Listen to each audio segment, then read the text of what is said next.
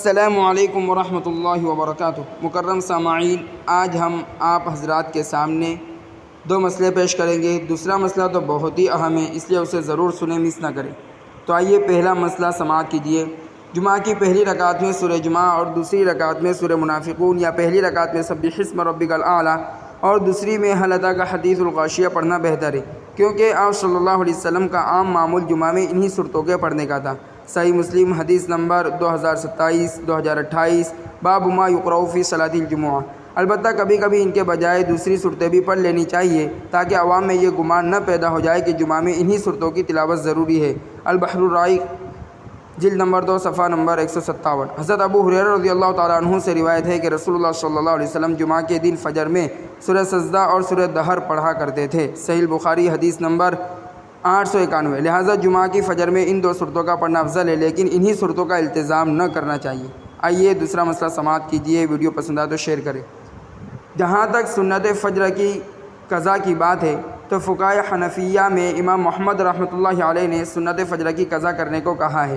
یہی رائے امام مالک رحمۃ اللہ علیہ اور امام احمد رحمۃ اللہ علیہ کی ہے۔ مشہور محقق اور محدث مولانا سید انور شاہ کشمیری رحمۃ اللہ علیہ نے بھی لکھا ہے کہ اسی پر عمل کیا جانا چاہیے۔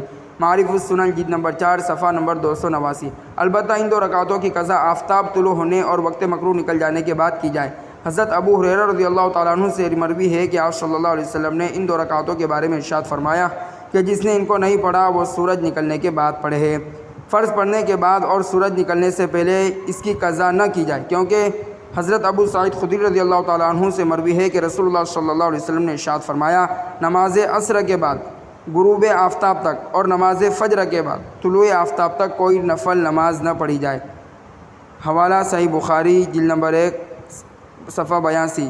السلام علیکم ورحمۃ اللہ وبرکاتہ۔ اس مسئلے میں یہ بتلانا مقصود ہے کہ جن حضرات کی فجر سے پہلے کی 2 رکعت سنت مؤکدہ چھوٹ جاتی ہے تو وہ فجر کی نماز پڑھنے کے فوراً بعد یعنی سلام پھیرنے کے فوراً بعد دعا بھی نہیں مانگتے، بلکہ 2 رکعت سنت کی قضا کرنے لگتے۔ تو انہوں نے ایسا نہیں کرنا چاہیے، بلکہ سورج کے طلوع ہونے کا اور وقت مکروہ کے نکل جانے کا انتظار کرنا چاہیے۔